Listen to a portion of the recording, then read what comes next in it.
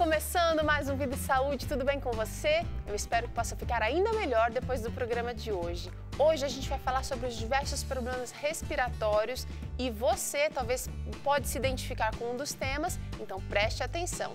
Antes eu quero convidar você para meditar um pouquinho na Palavra de Deus. A gente vai pensar num versículo lá de Mateus, no capítulo 6, versículo 8, que diz assim: porque o vosso Pai sabe o que vos é necessário antes mesmo de vós o pedirdes.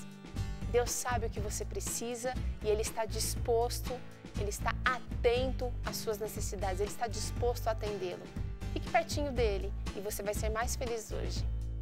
No programa de hoje, além do assunto de problemas respiratórios, a gente também vai aprender uma receitinha muito simples, muito fácil, muito prática. Olha só, vai ser um suco refrescante, dá uma olhadinha aqui, que gracinha, a gente colocou aqui uma apresentação num copinho mais arrumadinho. Você que de repente não tem esse copo, pode incrementar aí na sua casa, coloca um enfeitezinho com um dos ingredientes que a gente vai usar. E agora, anota aí quais são esses ingredientes. A gente vai precisar de mais ou menos 2 rodelas de abacaxi. Vamos usar também uma maçã vermelha picadinha. A gente vai usar hortelã. A gente vai usar também água de coco e gelo a gosto. Você pode fazer essa receita em 2 minutos aí na sua casa. Se não tiver um desses ingredientes aqui, pode substituir, não tem problema não. Mas o importante é você fazer. Muita gente assiste o programa Vida e Saúde e fala: nossa, Teru, que delícia, aquela cozinha, aquela coisa toda que você tem lá. Realmente, isso aqui é maravilhoso. Mas se você não fizer aí na sua casa, não vai fazer sentido não, tá bom? Vai pra cozinha, se impressione, comece as mudanças pouco a pouco aí e você vai ver quase que imediatamente os resultados maravilhosos de se adotar um estilo de vida mais saudável, mais próximo daquilo que o Criador planejou para você. Para falar sobre o assunto de hoje, que são os diversos problemas respiratórios, nós temos aqui 2 convidadas, doutora Lilian Salem, que é otorrino, lá do Hospital Adventista aqui em São Paulo. Muito obrigada pela participação, doutora. Eu que agradeço. Também temos aqui a doutora Rosali Santos, que é alergista. Obrigada pela participação, doutora. Obrigada. Ela é lá da Clínica Adventista de Curitiba e vão estar aqui com a gente ajudando a esclarecer os problemas respiratórios. Agora é o seguinte, eu acho que a gente precisa começar a entender o que causam os problemas respiratórios. Talvez a doutora Rosali possa começar falando um pouquinho pra gente desses problemas. Quais são as causas principais, doutora? São vários fatores, né? Os mais comuns provavelmente são os infecciosos, virais, bacterianos, fungos, vários agentes infecciosos podem causar, agentes irritativos, poluição, agentes químicos e as alergias, os alérgenos também podem causar. Entre outras doenças congênitas, tem várias causas. Eu tenho a impressão de que a gente tem ouvido falar de muita gente, eu acho que você está assistindo a gente aí, conhece pelo menos 1 ou 2 pessoas ao seu redor que têm problemas respiratórios, sejam de ordem alérgica ou infecciosa. Por que será que tem tanta gente com problema respiratório hoje, doutora Lilian? Moramos em grandes centros que favorecem, né, a instalação de doenças, a poluição ambiental tem favorecido isso. Depois a questão também da alimentação, que às vezes também favorece uma baixa de imunidade.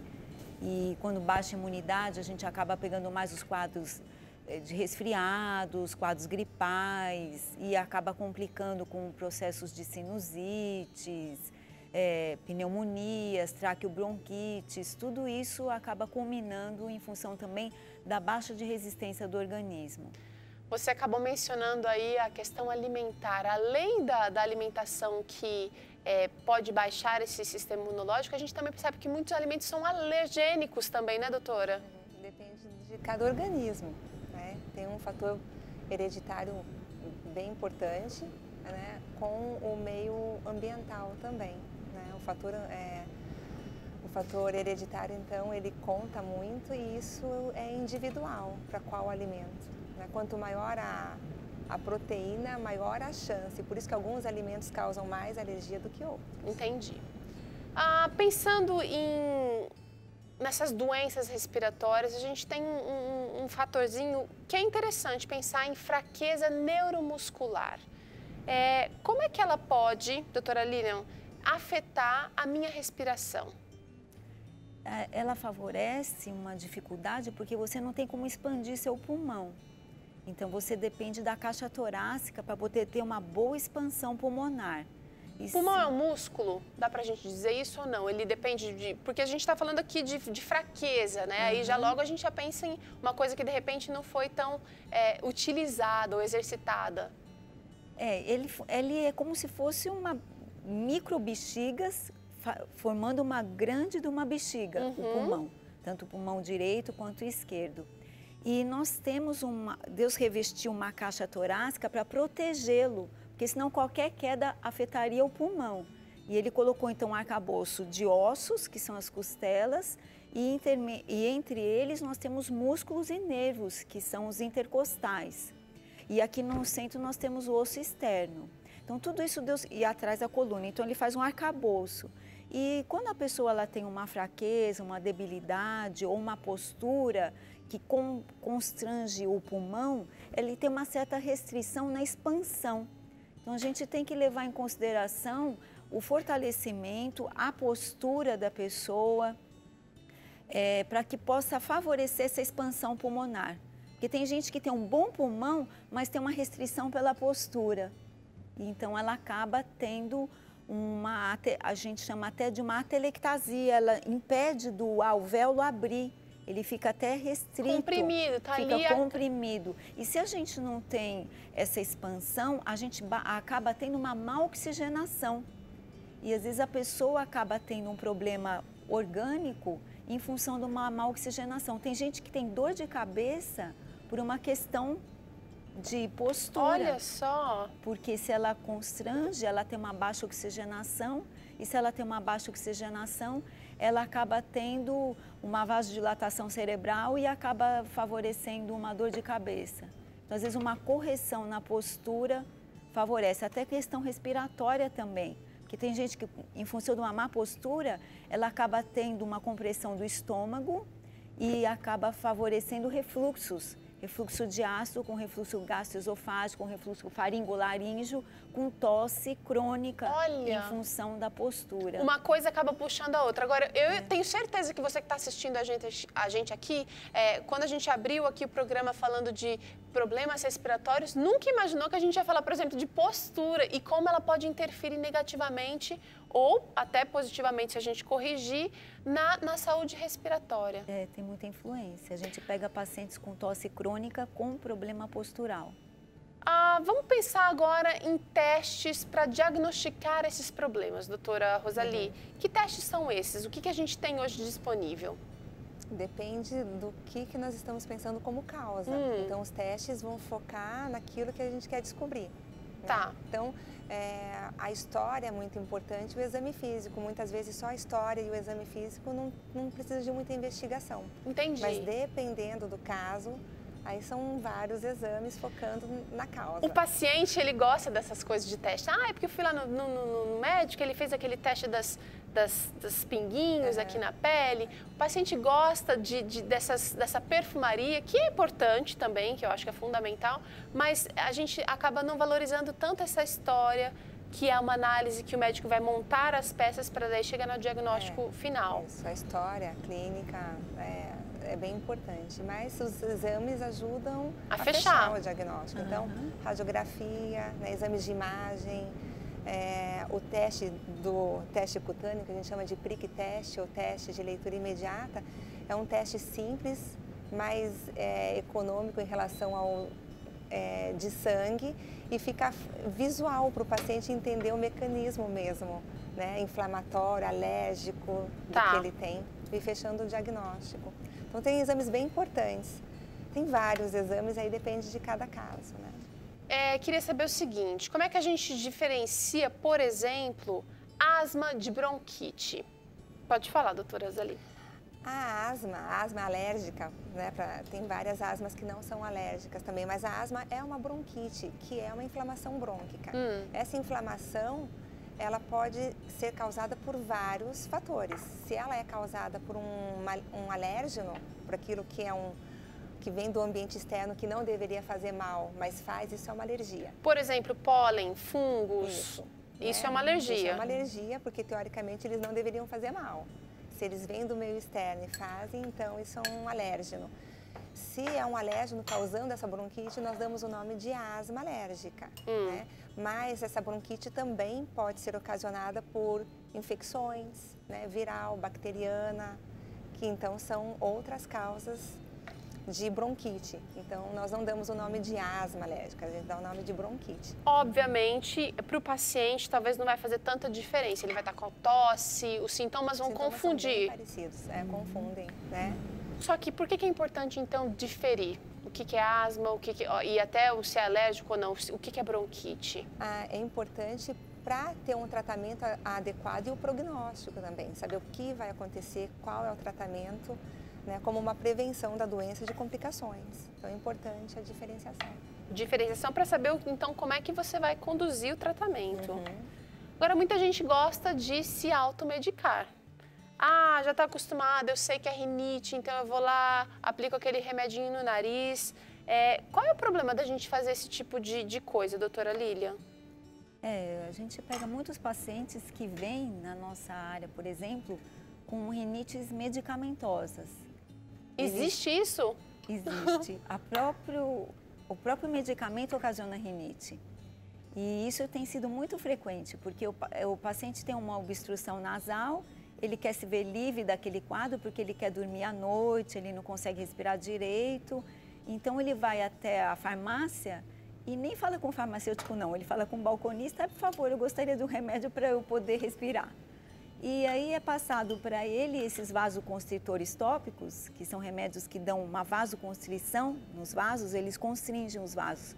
E como a mucosa nasal ela é muito vascularizada, ela tem muito vasos, então quando ele faz isso, ele pinga e dá uma vasoconstrição, o corneto, que é a parede lateral, ela abre. Então ele pinga, nossa, que alívio imediato. Alívio, que gostoso. Só que depois dessa vasoconstrição tem uma vasodilatação rebote, que a gente chama, o vaso dilata. Aí quando o vaso dilata, o corneto volta a inchar. Quando ele volta a inchar, a pessoa fala, ixi, já passou efeito. De novo. Aí fica de novo. Só que aí existe essa chama iatrogenia, é o próprio medicamento desencadeando a rinite. Então a pessoa fica viciada no remédio. E a gente tem pego pacientes jovens que ficam anos e anos fazendo uso disso, hipertensos. Porque essa vasoconstrição, ela não vai só atuar na mucosa nasal, ela vai entrar sistemicamente, com o corpo inteiro. Então, o paciente acaba tendo um problema a longo prazo, pode até ter um problema cardíaco em função disso. Por uso indiscriminado de medicamento, sem, de repente, seguir um tratamento, não foi diagnosticado, ou até é diagnosticado, porque ele sabe que aquele medicamento faz bem, mas ele acaba não seguindo um tratamento do começo ao fim. Isso é muito comum na asma, né? Porque tem um alívio imediato, tem um tratamento medicamentoso. E você tem crises para prevenção, mas também de alívio, para melhorar na hora. Então, como a pessoa melhora rapidamente, ela acaba não fazendo um tratamento adequado, espera outra crise, daí trata.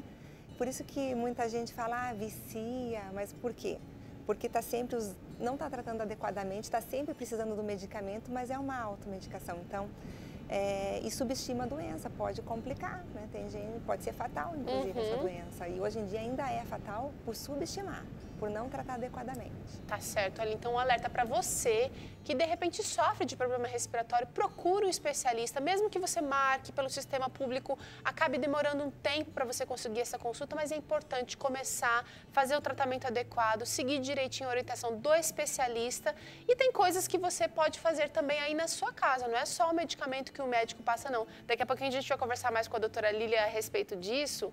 E agora, antes, porém, eu quero convidar você para assistir uma matéria que a nossa equipe preparou sobre como higienizar adequadamente a casa. Vamos ver o que a gente pode aprender.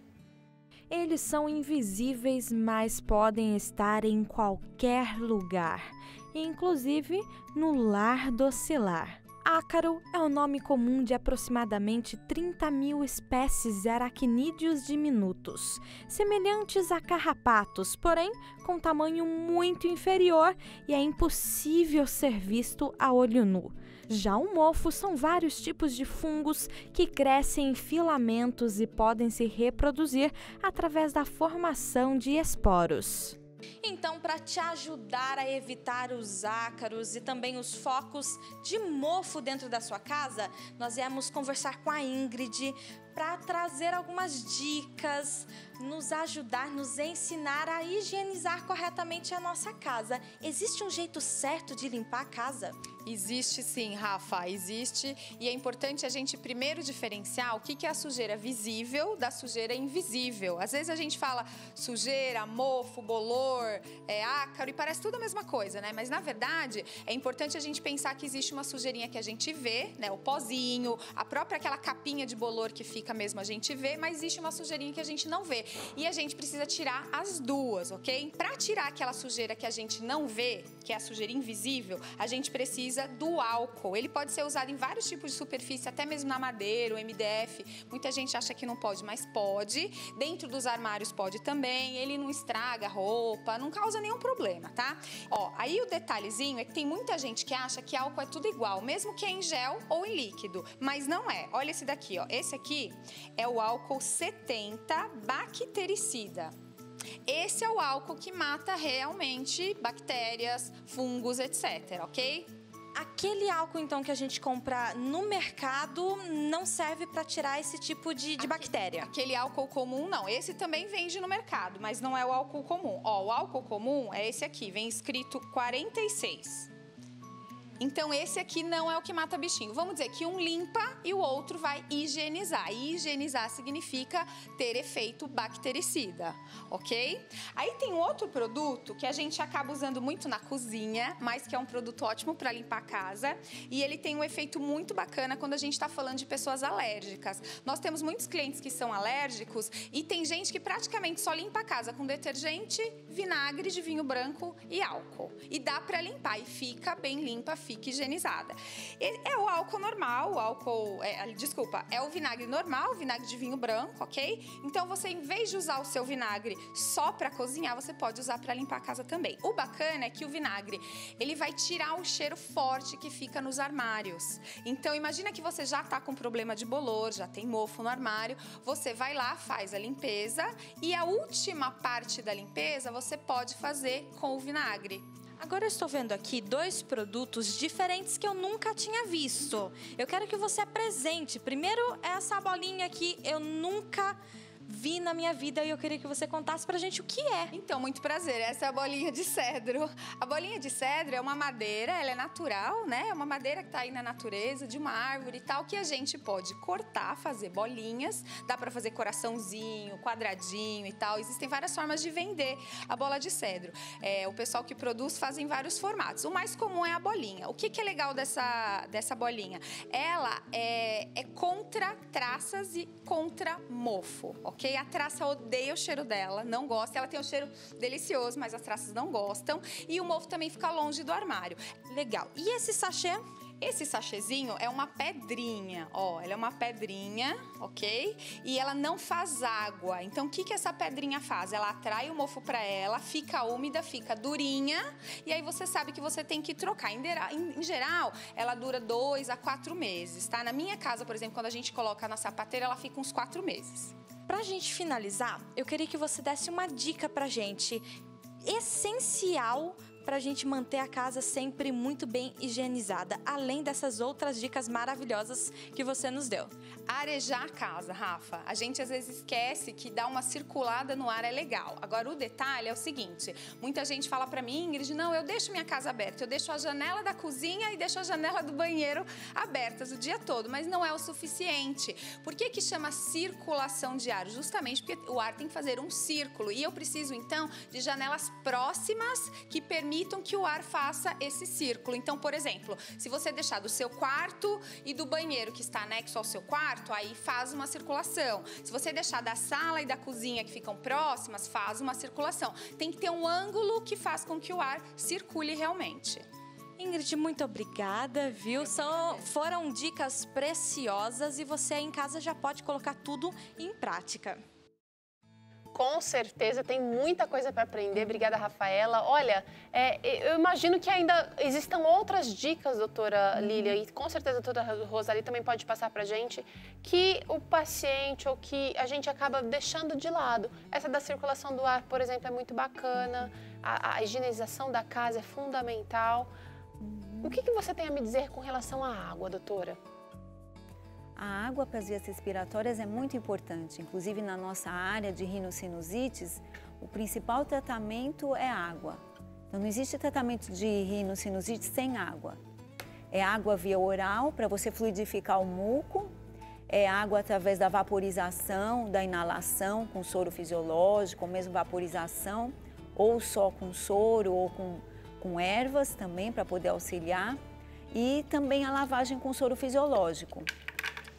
Então, sem água, não tem como você tratar uma rinossinosite. Agora é o seguinte, você tocou num outro ponto muito interessante, que é a aplicação de soro. Existe no mercado, as farmácias têm diversas formas, tem jato disso, jato daquilo, desses sorinhos para serem aplicados no nariz. Qual é a função desse tipo de tratamento? Todo mundo pode usar, tem contraindicação, vicia, o que você tem a dizer pra gente? Não. A gente até indica que seja feita a lavagem com um soro fisiológico. Porque às vezes a pessoa fala, eu mesmo no chuveiro estava lá, peguei água do chuveiro e já lavei o meu nariz. Só que essa água do chuveiro, ela contém muita química, tem cloro em demasia, e isso acaba irritando a mucosa nasal. Então, não é aconselhável pegar a água que vem da torneira ou mesmo a água do chuveiro e lavar o nariz. O ideal seria mesmo um soro fisiológico. Se a pessoa não tiver condição de comprar, que o soro fisiológico até que é barato, mas você pode fazer em casa até. 1 litro de água para uma colher de sopa rasa de sal, você está fazendo um soro fisiológico. Aí você diminui a proporção, só que tem que lembrar que esse soro que você faz em casa, ele não tem conservante. Mesmo então soro fisiológico, não. Eu vou bater o suquinho aqui. Você tem que colocar esse soro aberto poucos dias para que você não contamine esse soro. O ideal seria você comprar o vidrinho inicial e depois você complementa só com soro fisiológico. Os postos de saúde fornecem soro. É fácil de adquirir o soro. E aí você pega a indicação que a gente orienta é lavar mesmo o nariz. Então pega o soro, pega um conta-gota ou uma seringuinha e aplica e assoa, não precisa deglutir, porque se você está deglutindo, você está colocando a sujeira para dentro. Está todo com muco deglutindo e isso não convém. Então isso a gente costuma orientar de rotina. A gente mora em grandes centros e a gente deve fazer a lavagem nasal. A gente orienta os pacientes, deixa do lado da escova de dente. Fez a higiene bucal, já faz a higiene nasal associada. Boa, para lembrar, para não ter esquecimento. Agora, em geral, as pessoas subestimam o poder dessa limpeza e desse hábito tão simples, né, doutora? Para quem é alérgico, a parte mais importante nem é o medicamentoso, é o controle ambiental.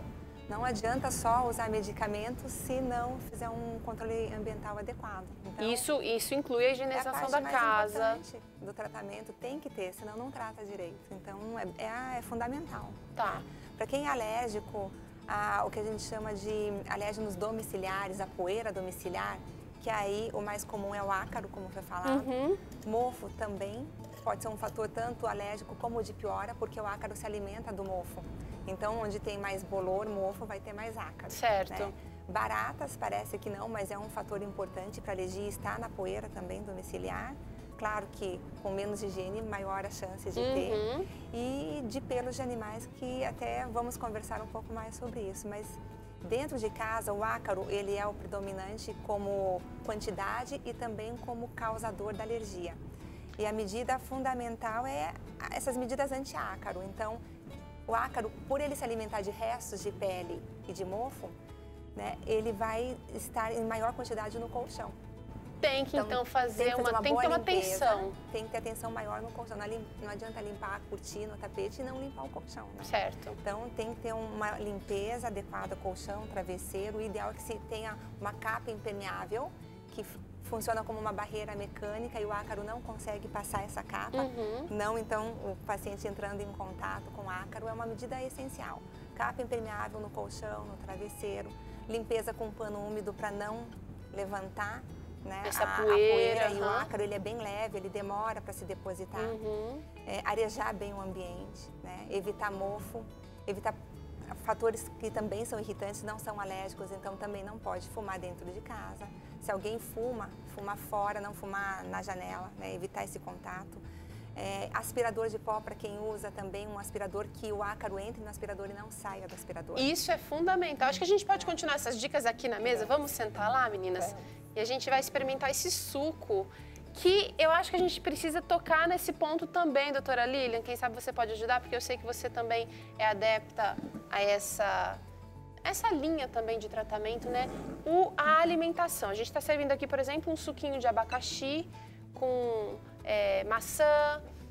Tudo que a gente consome, tudo que a gente faz na vida tem consequências também na nossa saúde. A gente está vendo aqui um simples... O nosso habitat, né, onde a gente mora, onde a gente vive, precisa de atenção especial. Quais são as dicas na questão alimentar para problemas respiratórios? A gente segue algumas orientações para os pacientes para que possam reverter esses quadros respiratórios. E o que mantém muito desses quadros, ou agrava, ou desencadeia a questão alimentar, a gente tem a ver a questão do leite e os derivados. O leite de vaca e os derivados. Eles são mucogênicos, eles produzem muco. Então, mesmo quem não tem alergia, mas está, de repente, enfrentando uma crise, vai ser maléfico nessa fase. Se ele iniciou com um quadro viral, um resfriado, simples resfriado, mas ele naquele período faz muito uso de leite e derivados, ele vai ter um agravo desses sintomas. E aí um quadro que era viral acaba ficando com muito muco e aí é meio de cultura para bactérias. Então você tem um quadro de um resfriado que vira um quadro... acaba complicando com uma rinocinusite, em função disso. Então, como é um alimento mucogênico, nesse período que a pessoa já sabe que ele está com quadro viral, é bom que ele tire da dieta o leite e os derivados. Aí o queijo, requeijão, creme de leite, iogurte, leite condensado. E a gente tem que lembrar também do açúcar refinado. Porque como o açúcar refinado baixa a resistência da pessoa, então, começou com um quadro de resfriado, já evita ao máximo os doces refinados, né? Dicas preciosas a gente está recebendo aqui. Com certeza a doutora Roseli tem mais para contribuir, a doutora Lilian tem mais para contribuir. Eu acho que a gente vai ter que fazer outros programas a respeito disso. Você que está pensando aí, olha, preciso me livrar desses itens que a doutora Lilian mencionou aqui no Vida e Saúde tem muitas opções. A gente acabou de fazer um suco sem açúcar que está super docinho. Produtos para passar no pão ou para usar na receita, você tem condições de fazer, de viver melhor, usando as coisas mais simples, tá certo? O Vida e Saúde vai ficando por aqui, eu agradeço a participação de vocês. E a gente se despede com a esperança de que num próximo programa a gente possa contribuir ainda mais para a sua saúde. Um abraço e até lá!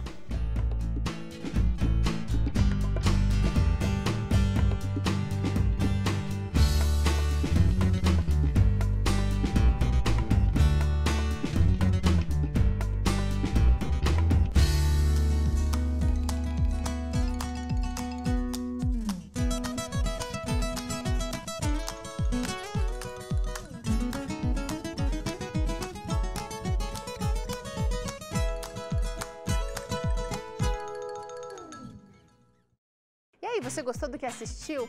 Tem muito mais conteúdo exclusivo esperando por você. Clica aqui, assine o nosso canal e fique por dentro de todas as novidades do Vida e Saúde.